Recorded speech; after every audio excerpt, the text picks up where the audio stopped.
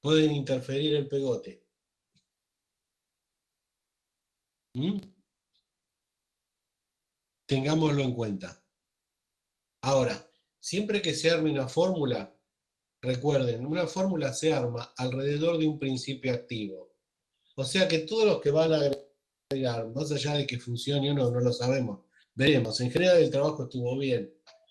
Siempre que generen una fórmula, la fórmula tiende a que el principio activo que le pusimos funcione lo mejor posible y se conserve lo mejor posible. Siempre se arma alrededor de eso. Les tiro un ejemplo ahora. Suponiendo que en vez de enalapril yo hubiera puesto diazepam 5 miligramos. Creo que en algún momento les comenté que el diazepam o las benzodiazepinas, los tranquilizantes menores tienen una solubilidad en agua bastante pobre.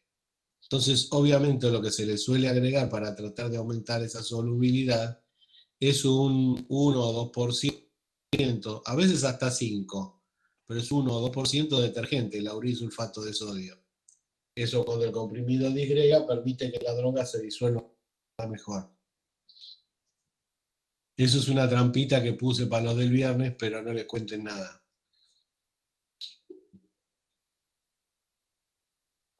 Pero recuerden, siempre la fórmula se prepara en torno al principio activo o las mejores cualidades del principio activo que agregamos. ¿Estamos de acuerdo? ¿Estamos de acuerdo? La clase que viene, amigos míos, voy a ponerles otra tarea que tiene que ver con las fórmulas que armaron.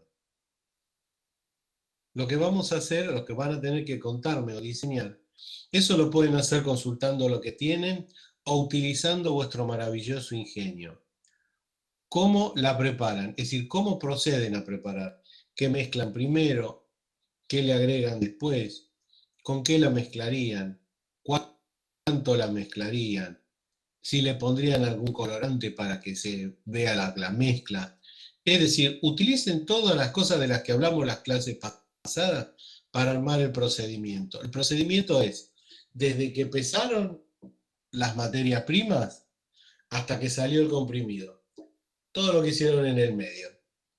Obviamente, uno por granulación húmeda y el otro por compresión directa, que va a ser mucho más sencillo. ¿Se entiende?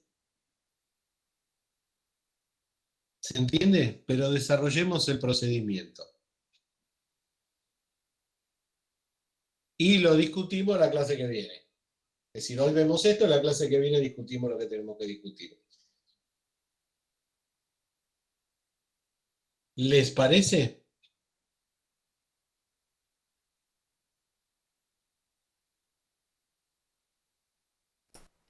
Bien, Cualquier duda. Fenómeno, Sergio. Esperaba que me aparecieras. Fenómeno.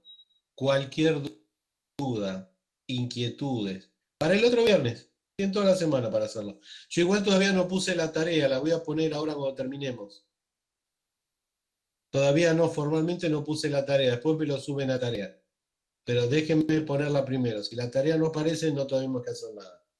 Pero en principio lo vamos a discutir el viernes que viene. ¿Está? ¿Dije viernes? No, el lunes que viene, perdón. Ya les cambié el día, qué desastre. Qué desastre, sí. Gracias por aclararme que hoy es lunes. Me equivoqué con la otra comisión, no los puedo confundir. Es una ofensa. Tenés razón, Ezequiel, estoy tomándome otro porque ya estoy diciendo cualquiera. Más, la clase pasada en vez de café debo haber usado Malbec, porque puse como título en la conferencia tarea número 1. Qué mal, estoy viejo, estoy viejo. Bah.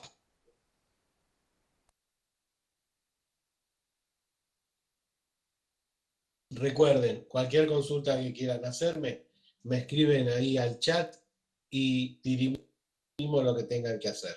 Si se les ocurre ahora, me la preguntan ahora. Hoy les aseguro que lo que estoy tomando es café.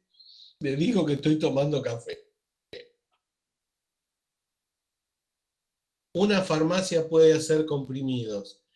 ¿Cuál es? Es una buena pregunta, pues se los puedo aclarar ahora. Una farmacia comercial, sobre todo en la provincia de Buenos Aires, en la ciudad de Buenos Aires hay que pedir habilitación para laboratorio. Una farmacia en provincia de Buenos Aires no puede estar habilitada si no tiene laboratorio. Tiene posibilidades de hacer comprimidos. Ahora, ¿cuántos? Los comprimidos se pueden hacer solo si están prescritos. Es decir, si existe una receta que pide una determinada cantidad de comprimidos a preparar y no se hacen a gran escala. ¿Qué significa esto? Es una receta magistral. Podrán ser 40, podrán ser 100, podrán ser 20, podrán ser 200. Pero es a microescala. Siempre a microescala.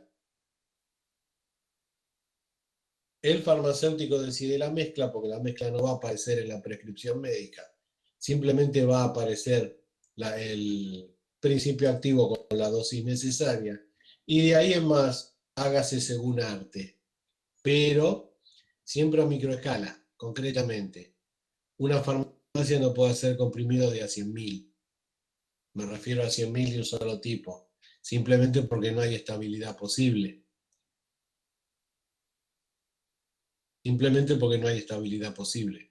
Pero sí es posible preparar comprimidos en una farmacia. Lo que una farmacia no puede hacer, en principio, sin la habilitación de un laboratorio adecuado, es inyectables. Sí, pero las excéntricas, Aldo, son máquinas chiquitas. Las máquinas excéntricas no son tan enormes como las de la foto. Son máquinas más chicas. La macana es que no se las puedo mostrar bien porque están todas metidas allá en el laboratorio de Sarmiento, que es la que usaríamos nosotros en el laboratorio para la preparación de comprimidos. Porque en Farmacoteña 3 hacemos pastillitas. Hacemos paracetamol, hacemos aspirina, hacemos inclusive placebos, es decir, comprimidos en sí mismos y coloreados. Pero existen máquinas a microescala. Les cuento a todo esto. Inclusive existen máquinas rotativas a microescala, es decir, que uno puede tener en la farmacia. Máquinas rotativas de 8 punzones, que son chiquititas, son máquinas que medirán de alto cuando menos 80 centímetros. Son pesadas, eso sí. Son pesadas, pueden pesar 60, 70 kilos, pues son todas de material fundido, ¿no? De alto peso, pero que se pueden acomodar en algún sector de un laboratorio de farmacia para construir comprimidos. Siempre a microescala y contra receta. Siempre a microescala y contra receta. Ninguna farmacia puede producir 100.000, 200.000 y mucho menos millones de comprimidos. Eso se lo deja a la industria. Y por otro lado, construir comprimidos a gran escala requiere controlar que todos esos comprimidos funcionen, hagan lo que tienen que hacer y puedan conservarse. ¿Se entiende? Bueno, largamos la clase de hoy. Vamos.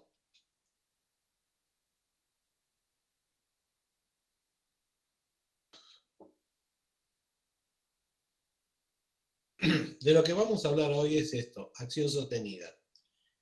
El título es arbitrario, es decir, de lo que vamos a tratar de desarrollar hoy, o voy a tratar de desarrollar y contarles hoy, son determinadas ventajas que se pueden conseguir en cuanto a la liberación y a la actividad de principios activos, merced a distintas construcciones que se pueden hacer con los comprimidos y con alguna forma farmacéutica sucedánea que puede utilizar otros sistemas de absorción.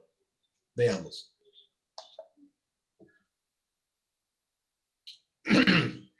En principio, ¿a qué se llamaba acción sostenida?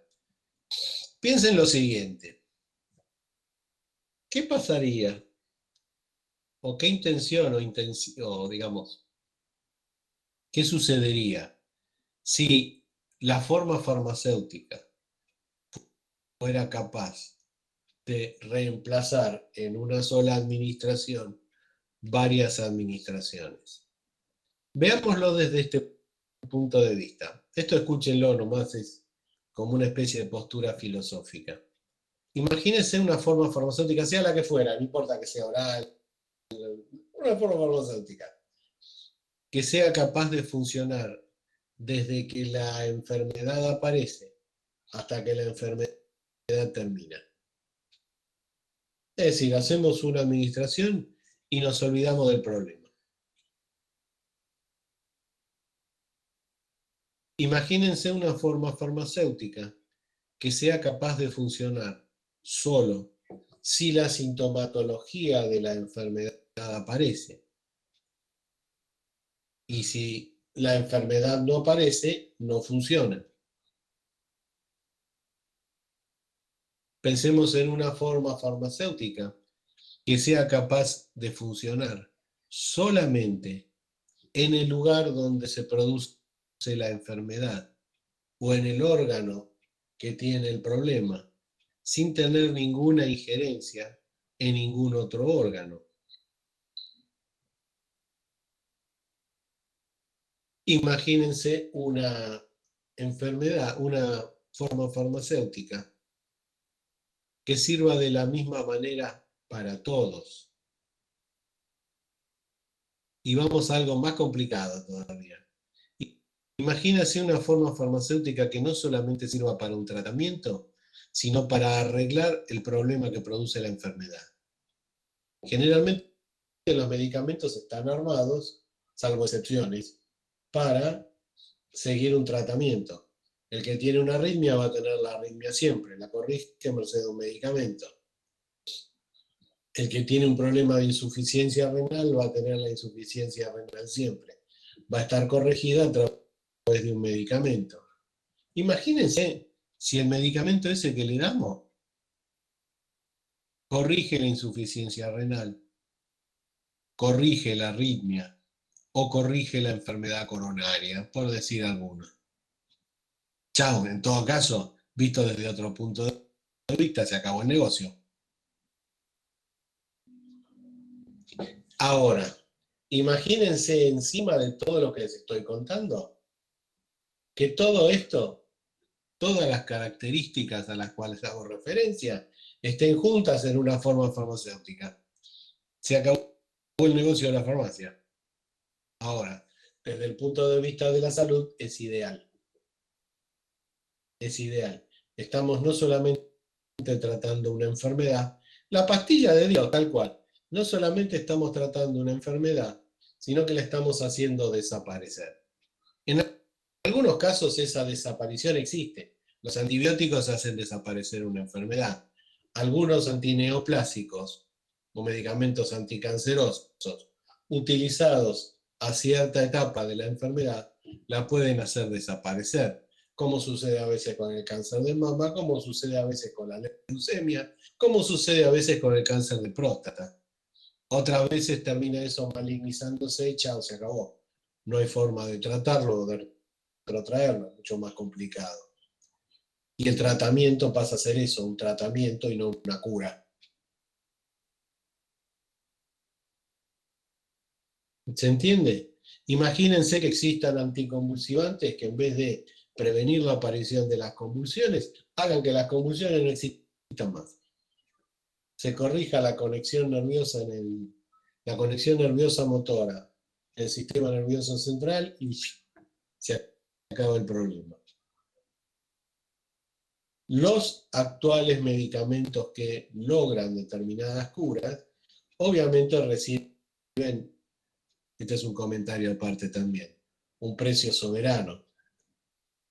No sé si alguna vez oyeron hablar de un medicamento que tendrá, cuando mucho, 5 años. 5 años. Que se llama Dalatasvir. Dalatasvir. Obviamente es un antiviral. Un antiviral que se usa, es un diseño inglés, un antiviral que se usa para tratar hepatitis C. Recuerden, hepatitis C es aquella que puede transmitirse a través de el contacto sexual y demás. Y es terriblemente rebelde. Bueno, el Dalatasvir es un medicamento que se utiliza para la hepatitis B. Un tratamiento de 30 días erradica la hepatitis B. El tratamiento es exitosísimo. Exitosísimo. Una pastillita por día, 30 días. El virus de la hepatitis B, de la hepatitis C, perdón, desaparece. Ese medicamento no tiene más de 5 años. Obviamente una cajita de 30 pastillas sale algo así como 400.000 pesos. Descuento. Descuento. No es para un tratamiento común ni para comprarlo en la farmacia. Pero el hecho es que se ha logrado, en este caso, un medicamento que es capaz de tratar una enfermedad viral, no solamente reducir sus efectos, como pasa con los medicamentos HIV, sino que la hace desaparecer. La hace desaparecer. Fenómeno. Ahora, tiene efectos adversos. Eso sí, no es un medicamento ideal. Patea mal el hígado, hay que tratar al hígado con otras cosas para que no se dañe, etcétera, para que el medicamento no lo dañe, etcétera, etcétera, etcétera. Pero es a donde apunta la medicina en un futuro. Y no solamente hablando de medicamentos, sino de sistema de curaciones. Que eso después lo vamos a ver en la clase de nanotecnología, donde no solo podemos hablar de medicamentos, sino de sistemas que se ocupan de reparar tejidos. Si bien es a futuro, no es que existan formalmente aplicables hoy. Fenómeno. Volvamos al principio. ¿De dónde surge la idea de la acción sostenida? O de la acción, digámoslo así, acción sostenida o repetida. Yo le puse acción sostenida porque me parece más significativo. Imagínense la posibilidad, en principio, de reemplazar con una aplicación varias aplicaciones. ¿De dónde surge esto? Vayámonos 70 años atrás. Pensemos en ciertas enfermedades en donde la aplicación de medicamento estaba munida de cierta crueldad. Por ejemplo, una enfermedad venérea. Por ejemplo, una enfermedad pulmonar, ya sea la tuberculosis o una neumonía de la ciudad, etcétera, etcétera. ¿Qué se usaba? Se inyectaba, decía yo. ¿Qué se usaba hace 70 años? Y algún derivado de la penicilina, pero ahora, la penicilina en aquella época no era oral, era inyectable. Y cada 4, 5, 6 horas había que poner o un cachete o el otro para recibir una inyección. Una inyección que era con una aguja de cobre, una jeringa de vidrio, que se esterilizaban antes de usarla, etcétera, etcétera, etcétera. Y el asunto era bastante doloroso. Imagínense qué pasaba en un tratamiento de 10 días, donde cada 4 horas nos pinchaban de un lado y del otro. ¿Se entiende? Bueno, ¿cómo sería si con una sola aplicación o a través de una sola aplicación se pudiera reemplazar varias aplicaciones inyectables de las cuales les estoy comentando ahora? Miren, acá está el asunto. Fíjense, asimilamos la aplicación intramuscular como si fuera una administración oral. Es decir, se aplica un medicamento, el medicamento sube en un determinado momento hasta un pico en donde los factores de eliminación superan a los de absorción y la concentración plasmática, que a eso hace referencia este gráfico, empieza a bajar hasta que recibe su segunda aplicación. Vuelve a subir la concentración sanguínea, llega a un pico y esta vuelve a bajar. Hasta que en un momento dado los factores de absorción y de eliminación más o menos se igualan y la concentración plasmática de una droga en sangre mantiene una determinada regularidad. Dentro de un rango, la recta de arriba sería el rango superior, la recta de abajo el rango inferior. A eso es lo que se llama equilibrio, estado de equilibrio o ventana terapéutica. Mientras la concentración de principio activo esté dentro de ese rango, va a existir un efecto curativo o un efecto tratador. ¿Se entiende? Esto creo que lo deben haber visto en farmacocinética. Fenómeno. Es lo que hace la repetición de las dosis. ¿Qué es lo que signa o qué es lo que, digamos, marca el tiempo en el cual se tiene que incorporar una dosis nueva a la dosis que ya se puso para mantener esa ventana terapéutica en equilibrio? La vida media de la droga que estamos usando. ¿A qué se llama vida media? Vida media de cualquier droga es el tiempo que tarda un organismo en eliminar la mitad de la dosis que recibió. Esto ya lo saben. Esto ya lo tienen claro. Ahora, la idea es la línea amarilla. ¿Qué pasaría si en un momento dado administramos una dosis a través de una construcción farmacéutica determinada que haga esto y sea capaz de mantener durante un determinado tiempo una cantidad de droga concentrada dentro de la ventana terapéutica sin fluctuaciones, es decir, sin picos ni valles? Picos que podrían traer determinados efectos adversos o caídas que podrían hacer que la droga tenga consideraciones o concentraciones de inocuidad. ¿Se entiende? Para arriba y para abajo. Este es un postulado teórico. Ahora, este postulado teórico es el que dio la idea, en principio, de la acción sostenida. Se puede construir una forma farmacéutica que sea capaz de reemplazar varias administraciones y que esa posibilidad de reemplazar varias administraciones sea menos cruenta.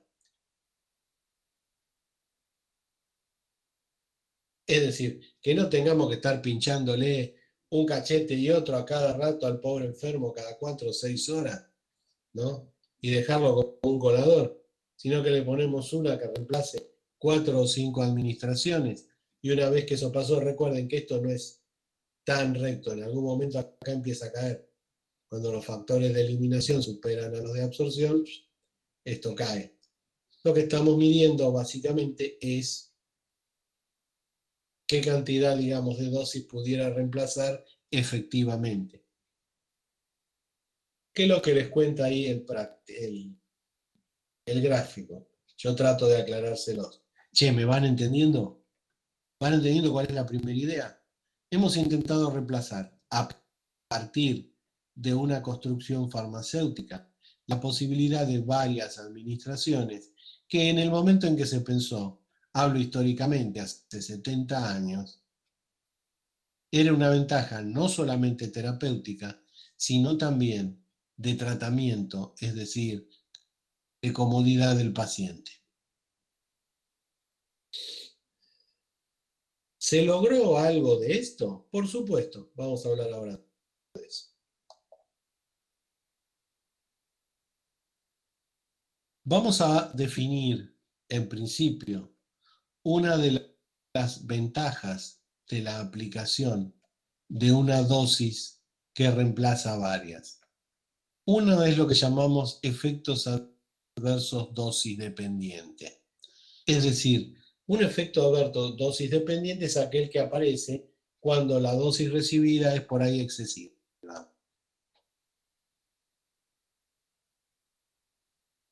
Hay efectos adversos que se producen cuando o se dio una dosis excesiva o si por algún motivo se acumula medicamento. Por ejemplo, vamos a dar un ejemplo común. ¿Conocen una dosis? conocen una droga que se llama pilocarpina, que suele utilizarse en gotas para los ojos, para relajar el músculo del ojo para el glaucoma. Es un alcaloide de origen natural, pero que produce miorrelajación ocular.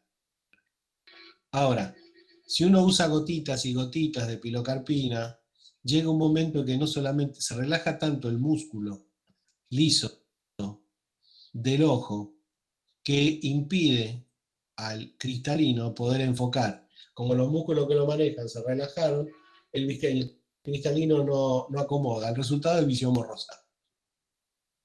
Si se nos va la mano con la gotita, producimos visión borrosa.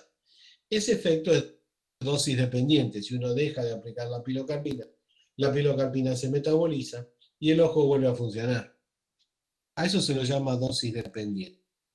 Ahora, hay otro tipo de efectos adversos, mucho más difícil de controlar, pero vamos a ver que existen determinadas y potenciales formas de controlarlo, que son aquellos efectos adversos que son dosis independientes. Es decir, que más allá de la cantidad de medicamento que pongamos, el efecto aparece. Por ejemplo, la reacción alérgica. Si uno es alérgico a un medicamento, con que le pongan uno o que le pongan 10, va a reaccionar. Posiblemente cambie la magnitud de la reacción, pero va a reaccionar. ¿Se entiende? Bueno, las formas farmacéuticas de acción sostenida, en principio, lo que tratan de manejar son los efectos adversos dosis dependiente. Es decir, mantener una determinada concentración plasmática de principio activo, de API o de droga, que lo que haga es que se produzca el efecto que uno busca y minimizar o evitar la aparición de aquellos efectos adversos que tienen que ver con los excesos de dosis y que pueden aparecer en algunos casos, vuelvo para atrás, cuando uno está en el pico, cuando está acá arriba.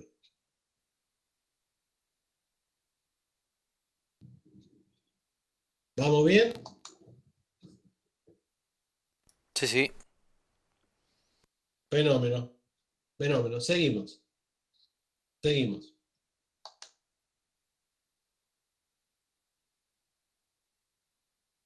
Un caso típico de vieja acción sostenida en donde una dosis pretende reemplazar varias es la penicilina benzatínica o la aplicación intramuscular de penicilina benzatínica o lo que se llama generalmente inyectables de depósito. En principio, la penicilina benzatínica funciona como penicilina. Ahora, está armada como una prodroga. Espero que se acuerden de ese concepto. ¿Qué significa prodroga? Una droga que funciona metabolizándose previamente. Como está construida, no funciona. La penicilina benzatínica es un éster. La benzatina, les cuento, es una molécula parecida a la lidocaína, pero sin actividad terapéutica. Simplemente es un estabilizador de la penicilina. Esa penicilina benzatínica está incluida en un gel de acetato de aluminio. Les cuento una fórmula desde hace mucho tiempo. Hoy no solamente es acetato de aluminio, sino que suele tener metilcelulosa, con la cual se puede viscosar mejor. La penicilina benzatínica es un fluido de tipo tixotrópico. Y eso me acuerdo, digo, se deben acordar perfectamente a qué me refiero. Fluido tixotrópico es un fluido no newtoniano que es capaz de modificar su viscosidad por actividad mecánica. Es decir, uno lo agita y se vuelve más fluido. Uno lo deja de agitar y se vuelve más sólido.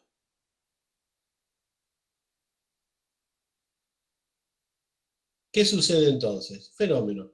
La penicilina benzatínica estabilizada, más conservadores y demás, Está incluida en un gel acuoso de acetato de aluminio más metilcelulosa. Eso se agita hasta formar un gel fluido. Se toma con la jeringa y se aplica en el músculo, generalmente en el glúteo. ¿Qué es lo que se forma en el glúteo? Al detenerse la penicilina benzatínica por bezetacina en el glúteo, se forma un gel que la sangre va extrayendo paulatinamente, aumentando la concentración de penicilina en la sangre. En la sangre la penicilina se escinde de la benzatina, queda libre y ejerce su efecto terapéutico.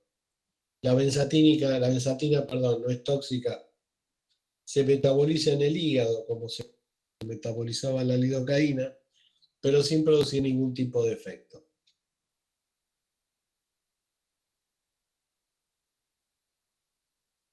¿Esto qué significa?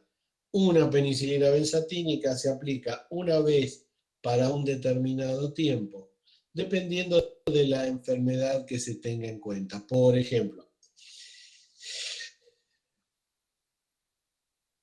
un uso típico de la penicilina benzatínica es la fiebre reumática, es decir, cuando por algún motivo determinado se meten en el corazón algunas bacterias que son altamente difíciles de tratar. Durante un tiempo largo, por ahí por meses, un mes, 2 meses, el paciente que tenga fiebre reumática recibe una dosis de penicilina benzatínica semanal. Un día de la semana tiene que recibir la penicilina benzatínica. Les cuento, que hoy aplicar una penicilina benzatínica, el Pendiven de Bagó, el Bencetacil, que es de Pfizer, etcétera, etcétera, es sustancialmente mucho más fácil que hace 70 años atrás o 60 años atrás. Antes había que agitar, tomar con la jeringa, calentar la aguja para que no gelifique la aguja y con la aguja caliente inyectar. No quiero contarles lo que eso significaba. La aplicación no se la olvidaba ni el que la recibía ni el que la ponía. Hoy con las agujas descartables y con la metilcelulosa ya viene armado el gel, solo hay que agitar un poquito, se toma. Por ahí duele un poco la aplicación porque queda el depósito dentro del músculo apretando contra las células de los músculos y por ahí duele un poquito, pero se va enseguida. Generalmente la penicilina benzatínica se suele aplicar con solvente indoloro, que es lidocaína al 1%. Ya está todo preparado, digámoslo así. Ya está todo preparado. Es mucho más sencillo. ¿Me entienden cuál es el punto? A través de una aplicación, en este caso inyectable, reemplazar varias otras. Lo mismo sucede, y está puesto ahí en la diapositiva, con los corticoides de depósito. Duodecadrón, Celestone Crono 12, etcétera, etcétera. Lo que hacen es mezclar en un gel de acetato de aluminio más metilcelulosa distintos corticoides. En realidad son distintos ésteres de corticoides. Betametasona en forma de fosfato, de dipropionato o de acetato, o los tres juntos, de manera de lograr una liberación sostenida una vez que eso está aplicado en el músculo y que el corticoide se vaya liberando lentamente, produciendo la desinflamación a gran escala, ya sea por una inflamación de tipo asmática, una inflamación artrósica, etcétera, etcétera. Reduce la inflamación, reduce el dolor. Pero en general, piensen lo siguiente, los corticoides se usan esencialmente para reducir o eliminar procesos inflamatorios. Misma formulación, con otra aplicación. En el caso de la penicilina, antibiótico. En el caso de los corticoides, la antiinflamación.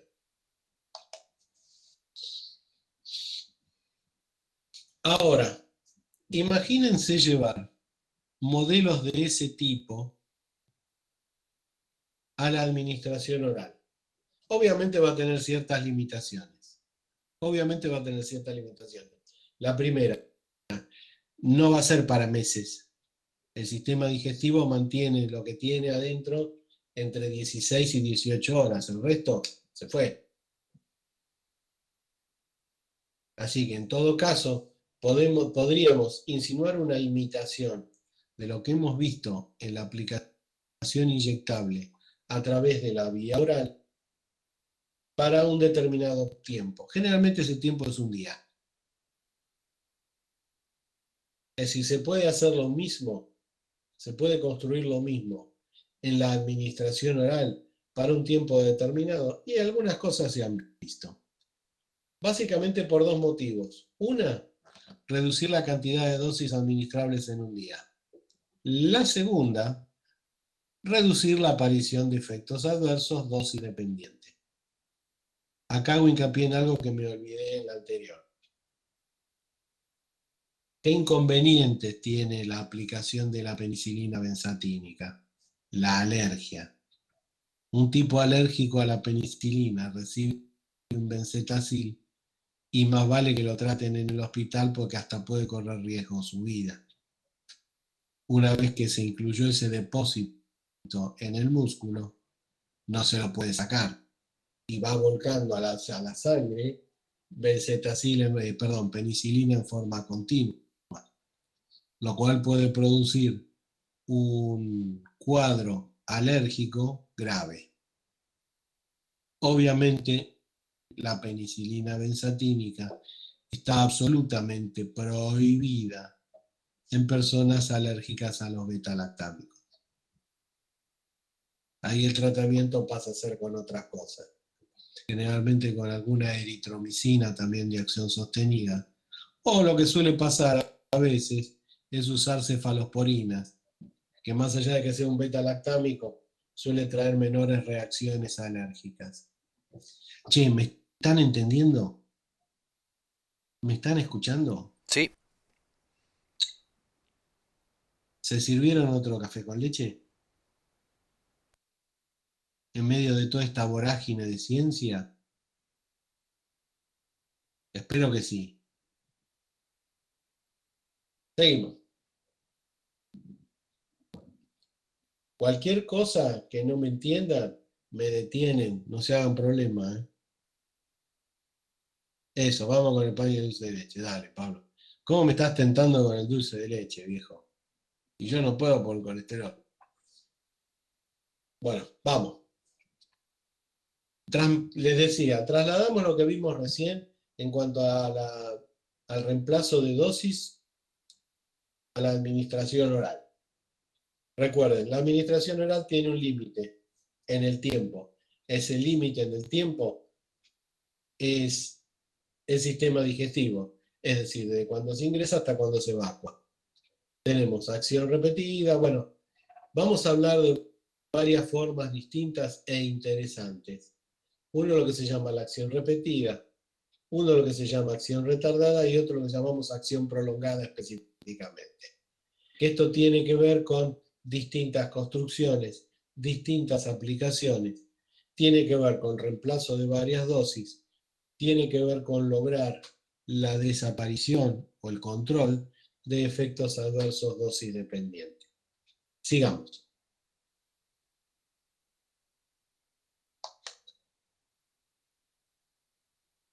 Ahí largamos. Bánquenme un segundo que me voy a servir un café con leche.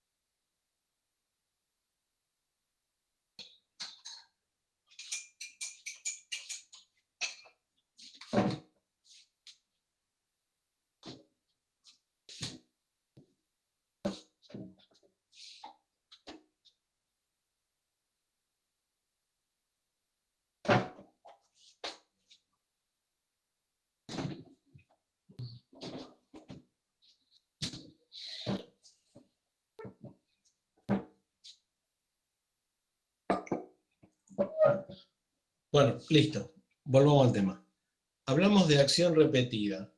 Imagínense una construcción que tenga, de alguna forma, separadas dentro de su construcción, dos dosis a absorber a tiempos diferentes. Véanlo así. Primero les cuento la idea original y después les cuento la idea de cómo se hizo real. En principio era lo siguiente: un comprimidito con cubierta entérica, es decir, con una cubierta que fuera capaz de atravesar el estómago y que adentro tenga una determinada dosis de algo, dosis A, de una droga A. Y ese comprimido estuviese incluido dentro de otro comprimido, recuerden que se podía hacer por compresión, algún tipo de cubierta, está incluido dentro de otro comprimido que tiene una dosis de la droga A igual a la que está adentro del comprimido recubierto, y eso se envasa y se administra. Obviamente cuando ese comprimido se administra, ¿qué es lo primero que pasa? Se desarma la cubierta comprimida por afuera y larga una primera dosis A. Ahora, el segundo comprimido, que tiene cubierta entérica o cubierta de protección, atraviesa el estómago, va al sistema digestivo, se desarma esa cubierta más tarde, libera la segunda dosis y esa segunda dosis se absorbe. ¿Qué es lo que hemos hecho? En una sola toma separamos dos dosis a dos tiempos determinados. Uno será tiempo 1, el otro será tiempo 2. ¿Cuándo se hacía esto? ¿Qué idea tenía esto? Y en vez de tomar 2 pastillas por día, una cada 12 horas, y bueno, armamos una pastilla que se haga cargo de separar una dosis de la otra 12 horas. Esa es la idea, ¿se entiende? Postulado teórico. Como dice ahí, la parte de afuera produce efecto inmediato, luego de un determinado tiempo se absorbería la segunda dosis. Primera dificultad que nos encontramos. Para poder hacer este tipo de construcciones, el principio activo elegido tiene que absorberse de manera igual en todo el sistema digestivo, no que sea más fácil absorberse en el estómago o más fácil absorberse en el intestino, sino que el rendimiento de la absorción de una u otra dosis sea la misma en todo el sistema. Fenómeno, se elige la droga, no lo podemos usar para todo. Ahora, este postulado teórico se transformó en realidad no armando comprimidos de doble capa, sino a través de microgránulos. Es decir, se armaban dos granulados con la misma droga. Un granulado se recubría con acrilatos gastroresistentes y la otra parte se recubría con acrilatos gastrosensibles. Y eso se incluía en una cápsula. En una cápsula. Resultado, cuando la cápsula se ingería, la gelatina del exterior de la cápsula se desarmaba, aquellos gránulos que estuvieran cubiertos con una cubierta gastrosensible se desarmaban en el estómago, los que estaban cubiertos con cubierta gastroresistente seguían su viaje y se absorbían en otro lado. ¿Qué droga se eligió para hacer eso en aquel momento? Propranolol. Una droga que se usaba como beta bloqueante, es decir, para reducir la actividad del ritmo normal del corazón. Reducía las taquicardias y consecuentemente las arritmias. La dosis normal de propranolol era 40 miligramos por dosis, cada 12 horas. Bueno, se armaba una cápsula con 80 miligramos. 40 miligramos gastroresistente, 40 miligramos gastrosensible. Y así se podía liberar las dos dosis en una sola toma. Les cuento que este sistema estaba patentado, se llamaba Propalong, y era de un laboratorio alemán que se llamaba Merck, que ahora se dedica básicamente a los productos químicos.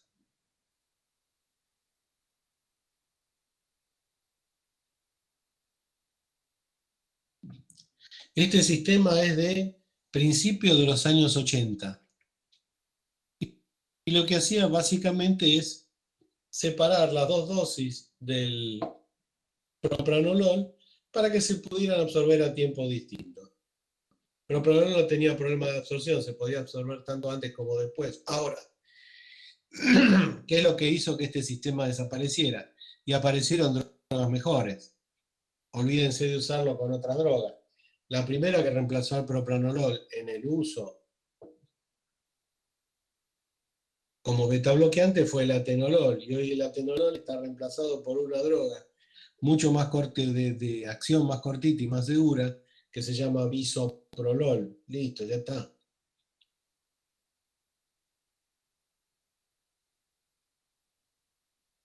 Es decir, la aparición de productos de mejor eficacia hizo que, a la larga, la acción repetida como sistema, más allá de que en algún momento tuvo éxito tanto comercial como terapéutico, desapareciera. ¿Me entendieron todo? Un formato de construcción que tiene que ver con la versatilidad de la compresión o de la administración oral. ¿Me están entendiendo? Sí, profe. Bien, Pablo de la Vega está siempre, y vos Ezequiel también, vos Sergio también. Siempre firme, vamos.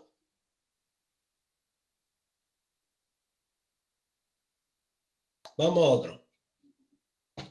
Un segundito.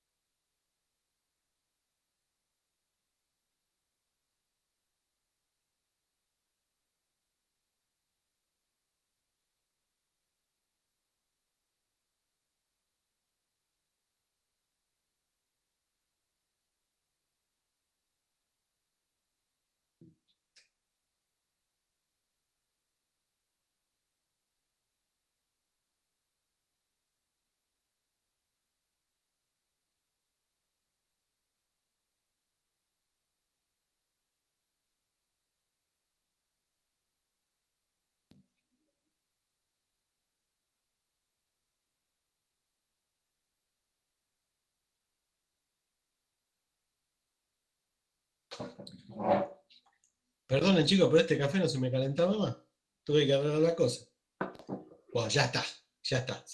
Seguimos. Acción retardada. Cuando hablamos de acción retardada, piensen lo siguiente. Lo que pretendemos es que la droga se libere después. Retardar significa hacer que aparezca más tarde de lo que aparecería normalmente. Esa es la idea. ¿Qué significa? Una droga incluida en un comprimido, comprimido recubierto. Comprimido recubierto que permite por ahí que la droga, en vez de absorberse o liberarse en el estómago, pase al intestino por algún motivo. Lo que estamos haciendo es simplemente que no sea absorbida en el estómago por un motivo determinado y pase al intestino para que pueda absorberse por otro motivo. A eso se llama acción retardada. Ejemplo típico, la aspirina. A la aspirina se la recubría, la diapositiva habla de Ecotrin. El Ecotrin era una aspirina recubierta con gelatina, gelatina gastroresistente. Hoy se usan filmes, las que vienen cubiertas como la aspirina Prevent y demás, suelen tener un film, no la vieja gelatina de otra época. Pero el asunto es así. La aspirina está recubierta de manera tal de que no se libere en el estómago para no producir agresión gástrica o gastritis. Pasa al intestino, donde el pH es un poco más alcalino, se disuelve más rápido y se absorbe. Ahora, si bien la aspirina se absorbe mucho mejor en el estómago por el hecho de que al ser el estómago ácido, la aspirina se encuentra en forma base y se absorbe más rápido, recuerden que siempre los medicamentos se absorben mejor en su forma base, algo que vemos desde farmacotecnia 1. La superficie de absorción del intestino es infinitamente superior, es decir, es mucha superficie de absorción. O sea que va, digamos, de alguna manera a compensar la calidad de la absorción, no hay problema. Ahora, ¿qué hicimos con la aspirina? La recubrimos para que pase al estómago, al intestino y produzca menos agresión. A eso llamamos retardado. Hicimos que se absorbiera después para tratar de sortear un problema, en este caso, la agresión gástrica de la aspirina. ¿Se entiende? ¿Me lo pescaron? Esto también se consigue a través de la concentración de la construcción de un comprimido más el agregado de alguna cubierta. Seguimos.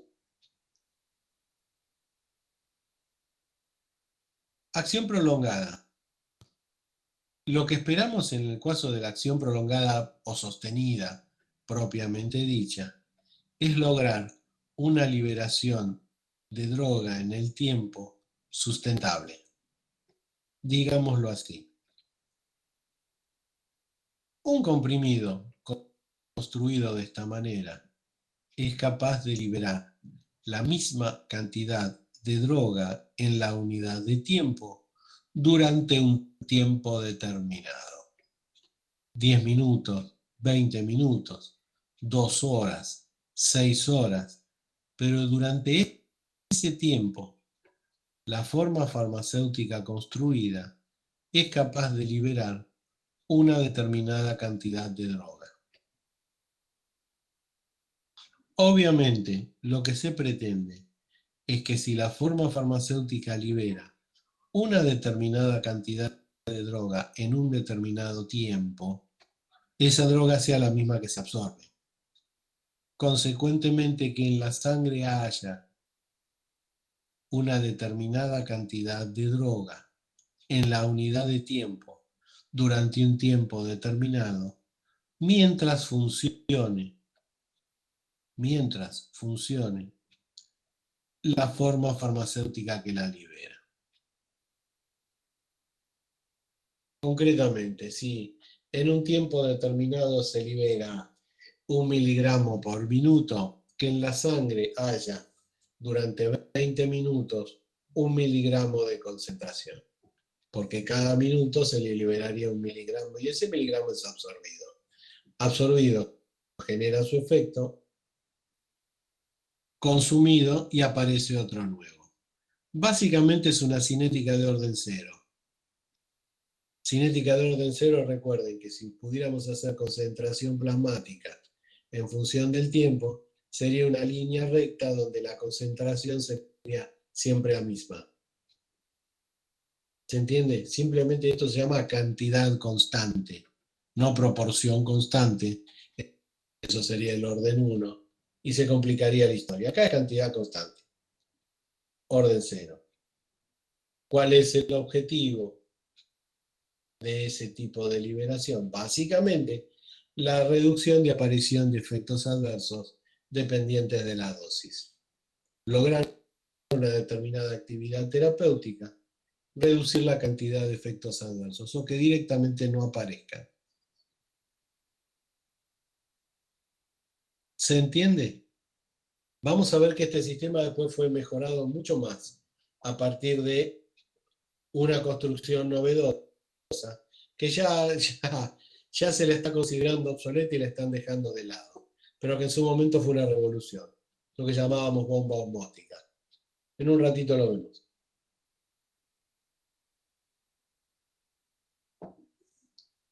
Veamos.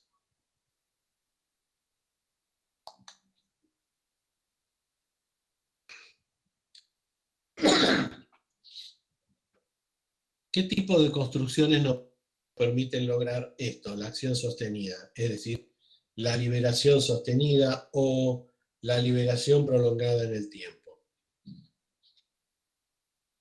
En principio, las matrices hidrófilas, las matrices rígidas y las matrices hidrófobas. Esto tiene que ver con la vía oral que vamos a describir ahora.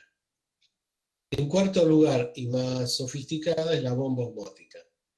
Y saliendo de la vía oral, ya para nuestra futura clase, esto lo vamos a ver la clase que viene con mucho más detalle, los parches dérmicos, que son los que dieron dentro de este sistema el mejor resultado. Es decir, son los que más se aproximan al orden cero que yo les comenté recién.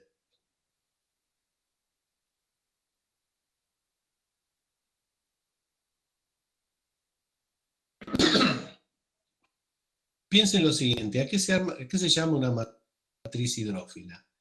Armamos un comprimido que no disgrega, no le ponemos ningún disgregante, ni crosca melosa, ni almidón, nada. Pero que están hechos, entre otras cosas, con algún tipo de gel.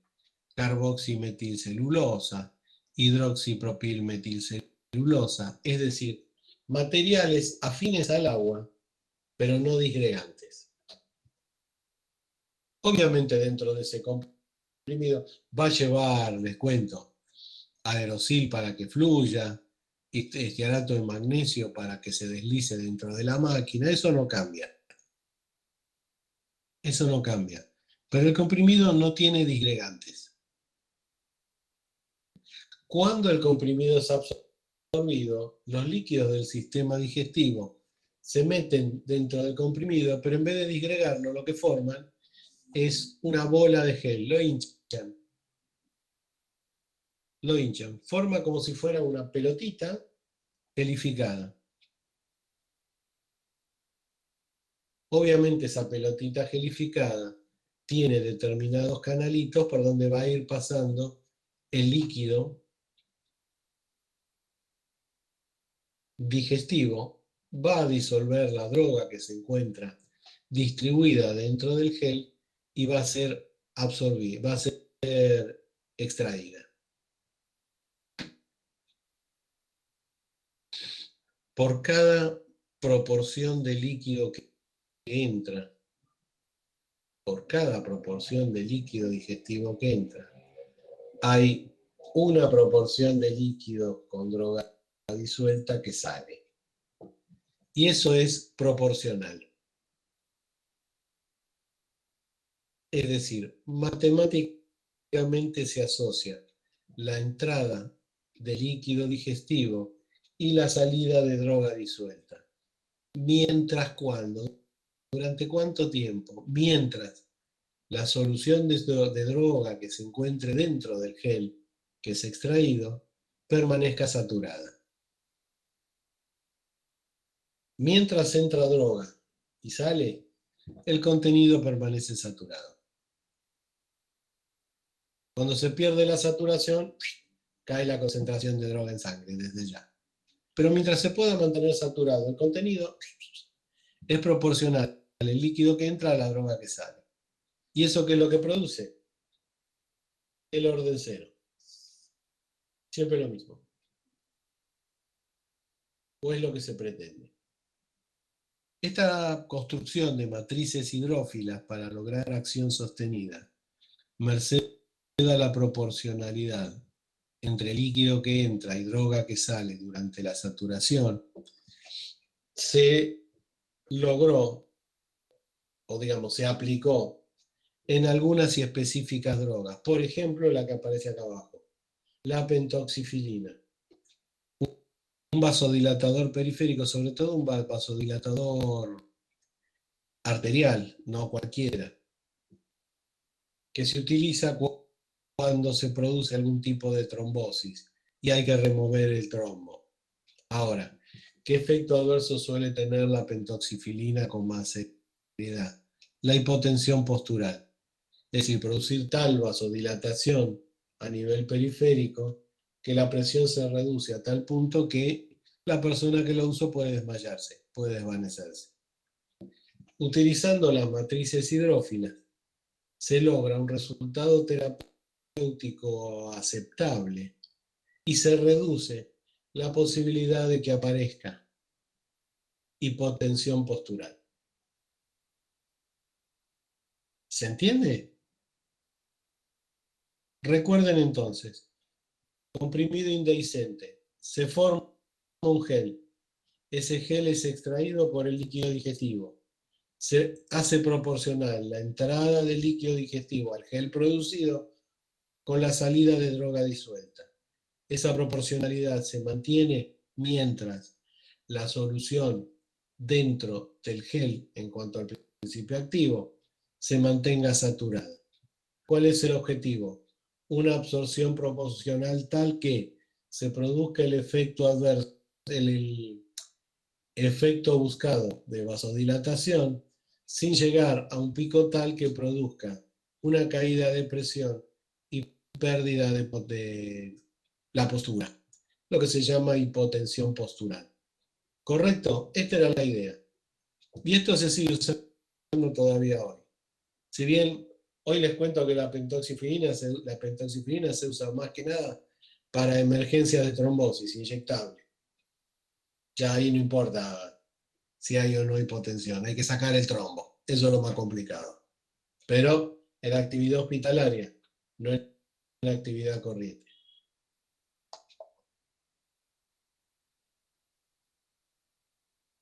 Matrices rígidas.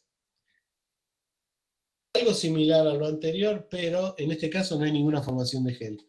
Hablamos de un comprimido que es completamente indehiscente, indigerible. Un comprimido hecho de plástico. Por ejemplo, de acrilatos. El apio está metido dentro de esos acrilatos en los cuales se lo comprimió y se armó un comprimido. Por supuesto que va a llevar lubricantes, tanto aerosil para que el polvo se mueva, como hidroestearato de magnesio para que pueda salir de la matriz. Eso va. Va a estar coloreado, muy pichichú. Pero el comprimido es indehiscente. Ahora, el comprimido está lleno de canalitos o ranuritas en donde puede ingresar y ha de ingresar el líquido del sistema digestivo para ir extrayéndolo en su contenido de principio activo. Forma de proceder o forma de funcionar la misma que en el caso del gel. Es decir, una proporción de líquido que entra, una proporción de droga disuelta que sale. Eso va a ser proporcional mientras la solución de droga dentro del paquetito del comprimido se mantenga saturada. Recuerden, orden cero, la misma concentración a medida que pasa el tiempo. Eso es lo que se busca. Obviamente es biológico, no va a ser tan así, pero es la idea matemática que los produce. El resultado es lo mismo que en el caso de las matrices hidrófobas.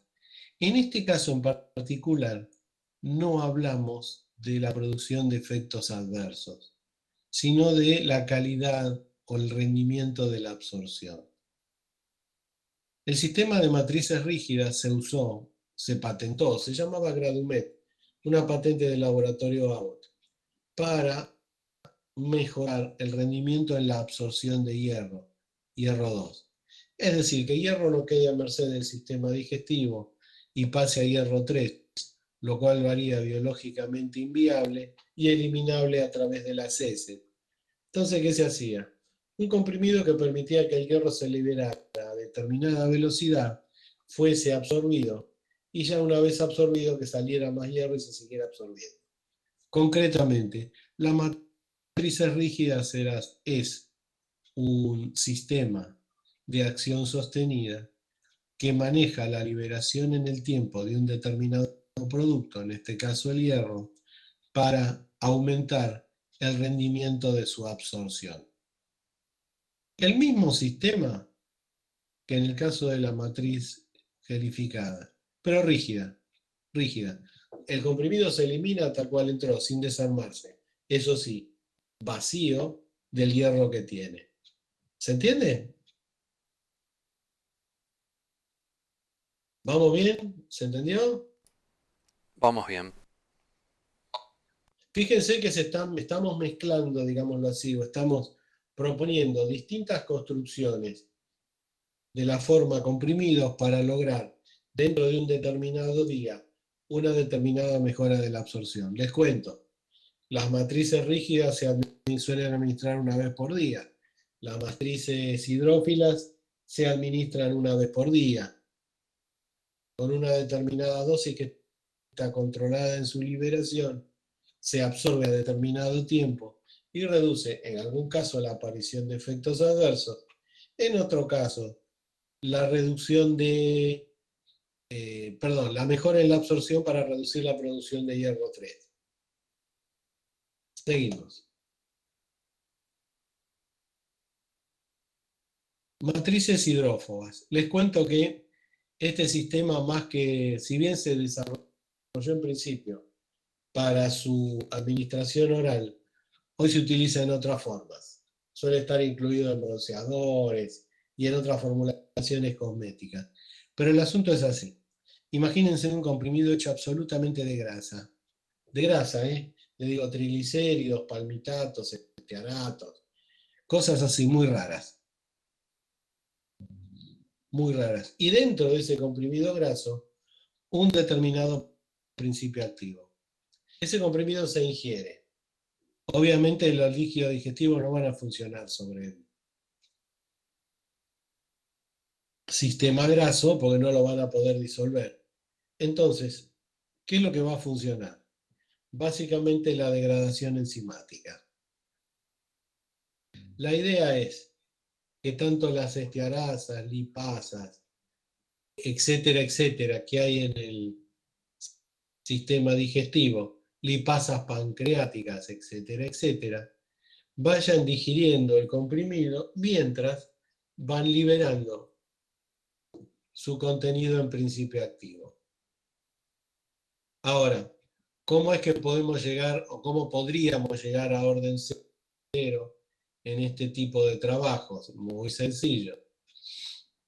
Se supone que la cantidad de grasa que se incorporó al sistema digestivo y que va a ser degradada por las enzimas, logra la saturación de la enzima, lo cual hace que la velocidad de degradación enzimática sea siempre la misma. Un presunto orden cero, mientras esté saturado el sistema enzimático. Esto obviamente no prosperó mucho. ¿Por qué razón? Porque no es lo mismo la cantidad de enzima en cada persona.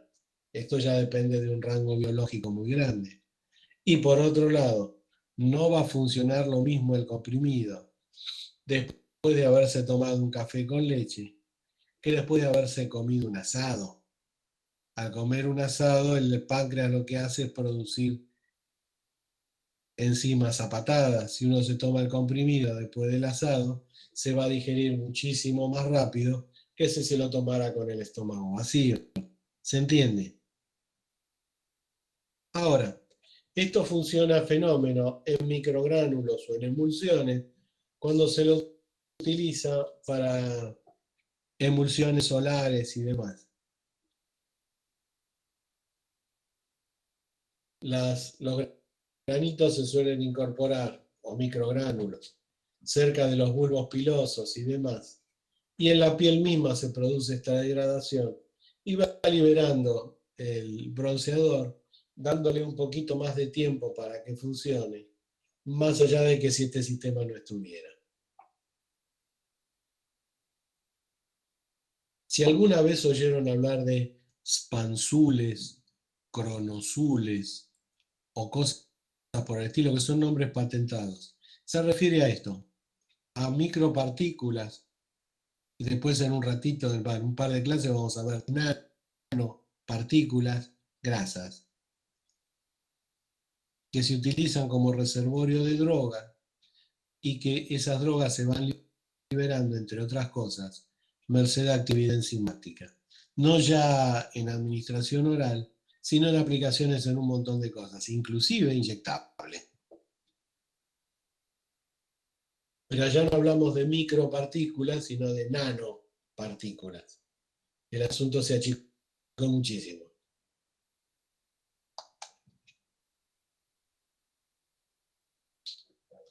Bomba osmótica. La bomba osmótica es un comprimido recubierto por una cubierta absolutamente indehiscente para el sistema digestivo, una cubierta de celulosa, pero una cubierta armada de tal manera que permite que el agua del sistema digestivo la atraviese, disuelva el contenido del comprimido y éste se vaya liberando. En este caso, lo que se ha pretendido es lo siguiente: que el comprimido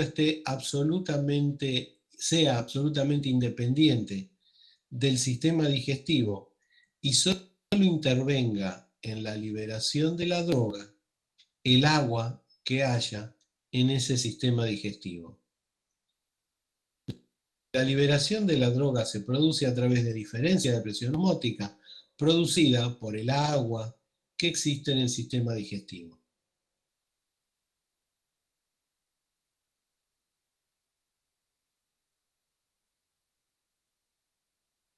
¿En qué consiste la bomba osmótica? La bomba osmótica es un comprimido construido con un medio hiperosmolar.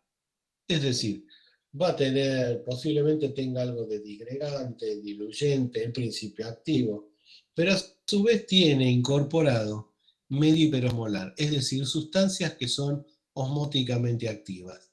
Generalmente se mezclan tres: cloruro de sodio, cloruro de potasio y azúcar. Es lo más común. Ese comprimido, conteniendo un medio hiperosmolar, se lo recubre con una capa de celulosa. Esa capa de celulosa produce una cubierta tal cual lo hemos hablado en las coberturas. Va a tener plastificantes tipo polietilenglicol, va a tener colorante, opacificante como el dióxido de titanio, va a pasar a través de molino coloidal, etcétera, etcétera. Pero esta cubierta es celulósica, o sea que no hay forma de que pueda ser digerida a través de todo el sistema digestivo. No hay forma de que se rompa. Out. ¿Se entiende? Eso sí, en de la cubierta del celulosa va a haber una perforación. Una perforación que se hace con una lucecita láser y una perforación perfectamente medida. Un circulito del cual se conoce perfectamente el diámetro que tiene. Muy chiquitito por ahí, muy microscópico tal vez, pero es una perforación. El grosor de la cubierta celulósica también está calculado. Cuanto más grueso sea el agua que tiene que entrar, va a entrar más lento. Si es un poco más delgado, va a entrar más rápido.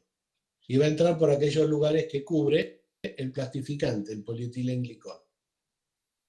Pero piensen, en un comprimido construido a través de un medio hiperosmolar, con todos los contenidos del comprimido más cloruro de sodio, cloruro de potasio, azúcar, mezclas de uno y otro, pero sí es lo que más se suele usar, sobre todo cloruro de sodio. Envuelto en una cubierta de celulosa indigerible, pero que a su vez tiene plastificantes que permiten mejorar el poder de cobertura, colorantes, opacificantes, etcétera, etcétera, e inclusive algún conservador. Bueno, ¿cuál es la idea?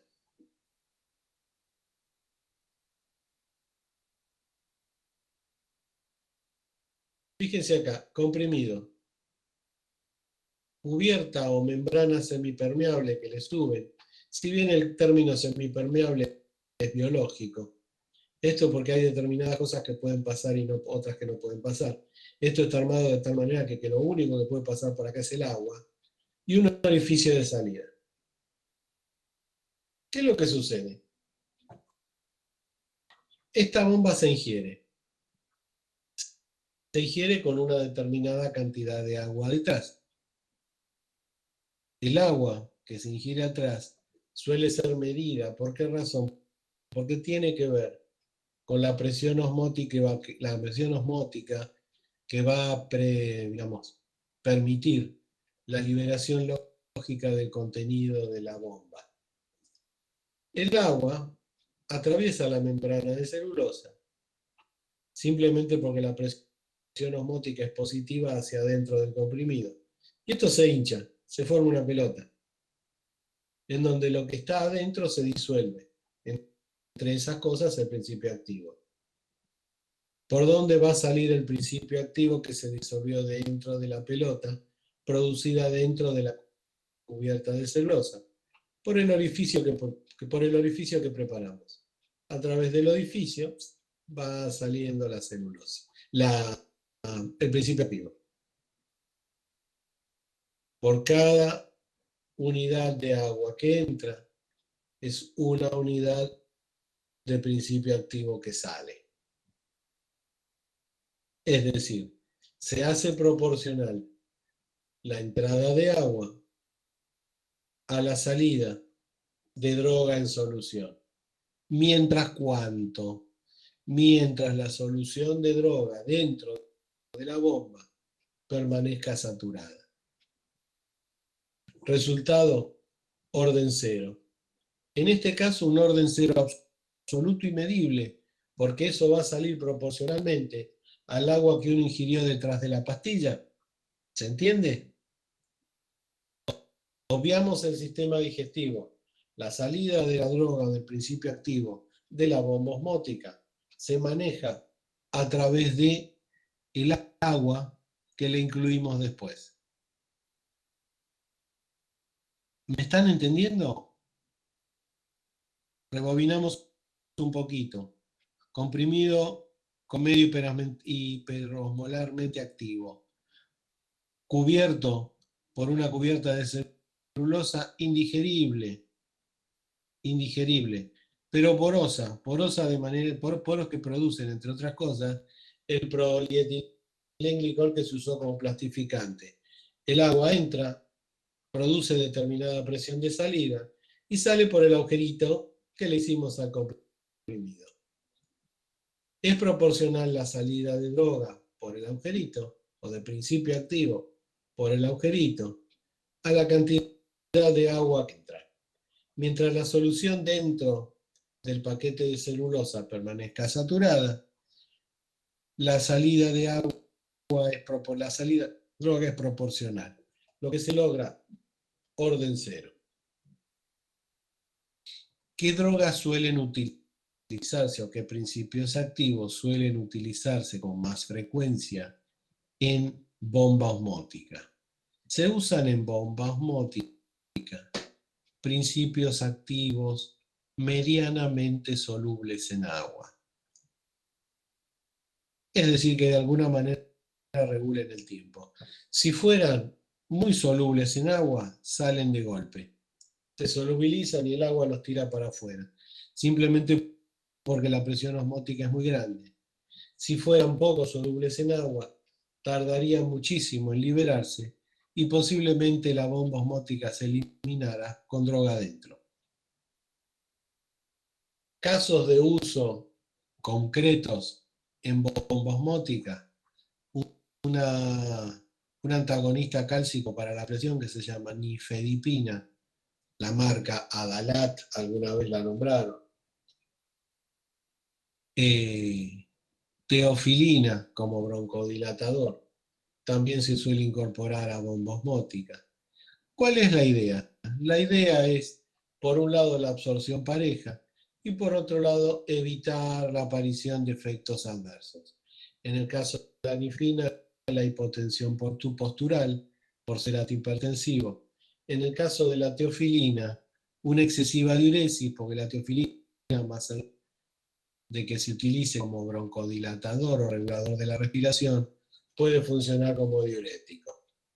Entonces se manejan las dosis de tal manera de reducir los efectos adversos. Y obviamente aumentar aumentar las posibilidades terapéuticas de cada principio activo.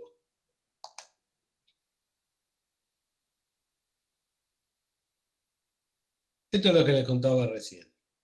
Drogas que se utilizan sistema que se utiliza para drogas medianamente solubles en agua. Son las que mejor funcionan a partir del sistema de bomba osmótica. Ahora, existen modificaciones que se pueden hacer en las drogas para lograr que las poco solubles en agua funcionen o que las muy solubles en agua funcionen también. Les cuento, cuando una droga es muy soluble en agua y se le ocurre a alguno meterla en una bomba osmótica, lo primero que se hace es modificar la solubilidad intrínseca de la droga, es decir, se la transforma en una prodroga medio soluble. Acá la solución no es farmacotécnica, sino farmacoquímica. Lo que hace es incluirse una droga muy soluble en agua a través de un éster o de un tioéster para reducirle la solubilidad y que se puede incluir. No existen casos en Argentina, se hizo alguna vez en Estados Unidos con el propranolol, pero ya como el propranolol fue superado por otras drogas, nos olvidamos del sistema. Ahora, existe un sistema farmacotécnico para aquellas drogas poco solubles en agua. Entre ellas, por ejemplo, se utilizó con un analgésico que se llama indometacina. Ya lo conocemos, es un AINE. ¿En qué consiste una bomba osmótica push-pull? Básicamente es lo siguiente. Es un comprimido bicapa, es decir, un comprimido pegado a otro. Uno es un comprimido común que tiene la droga, el diluyente, el digregante, etcétera, etcétera. Y otro comprimido va sobre él pegado con el medio hiperosmolar. Ahora, entre ambos comprimidos, entre ambas capas del comprimido, se suele meter una membranita de nylon, una capita de nylon. Es decir, que los dos comprimidos están separados por un sistema absolutamente impermeable, nylon. Y eso se lo recubre con la celulosa. Se le hace la perforación, obviamente del lado donde está el comprimido que tiene el principio activo, y se lo prueba o se lo larga a funcionar. ¿Qué es lo que sucede? Obviamente, agua va a entrar en mayor proporción en donde está el medio hiperosmolar, pero también va a entrar agua donde se encuentra el principio activo. El agua que entra al medio hiperosmolar presiona sobre la membrana de nylon y expulsa a través del agujerito al comprimido que tiene arriba, principio activo más otros componentes, hacia afuera, independientemente de que esté disuelto o no. Concretamente, transformamos la presión osmótica en presión mecánica. Una idea en su momento absolutamente novedosa y fabulosa. Les hablo de principios de los años 90. 90-91. Se la llamó bomba osmótica push-pull. Simplemente el agua entraba al medio hiperosmolar, apretaba sobre el nylon y expulsaba el contenido del comprimido para afuera, del comprimido de arriba para afuera.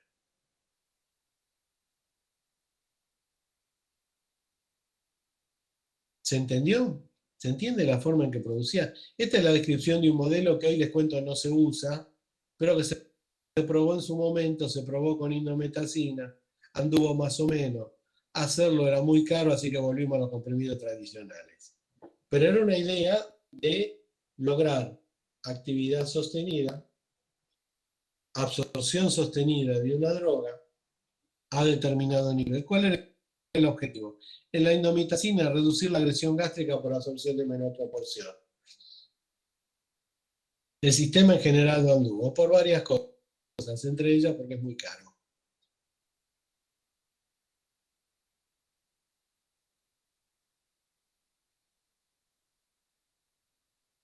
Recuerden, la bomba osmótica siempre requiere tener control del agua que se ingiere detrás de su ingestión. Generalmente se sugiere entre 200 mililitros y cuarto litro. Eso asegura que la bomba osmótica funcione a pleno mientras está dando vueltas por el sistema digestivo. Se suele tomar una por día y mantiene una concentración constante de droga o de principio activo en la sangre de manera tal de que produzca el efecto que se busca y se reduzca la aparición de efectos adversos. Existen dos sistemas patentados de bomba osmótica, uno que se llama OROS, Oral Osmotic System, que pertenece a Bayer, y hay otro que se llama SOL, Sistema Osmótico de Liberación. En ese caso, en vez de estar todo mezclado en un comprimido, hay un comprimido bicapa cubierto, sin la planchita de nylon, sino un comprimido completo. El sistema SOL es una patente argentina del laboratorio ELEA, Phoenix. ¿Me entendieron todo?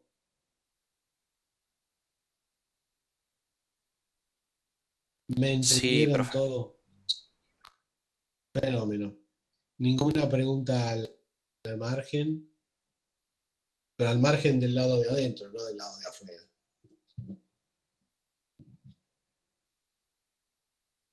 Fantástico. Niños, que tengan buena semana. Que tengan buena semana. Gracias En un igualmente. ratito yo ya les publico lo que, para ustedes lo mismo. En un ratito ya les publico la tarea 2 y la discutimos la semana que viene. ¿Les parece? Bien. Buena semana, niños. Nos vemos la próxima.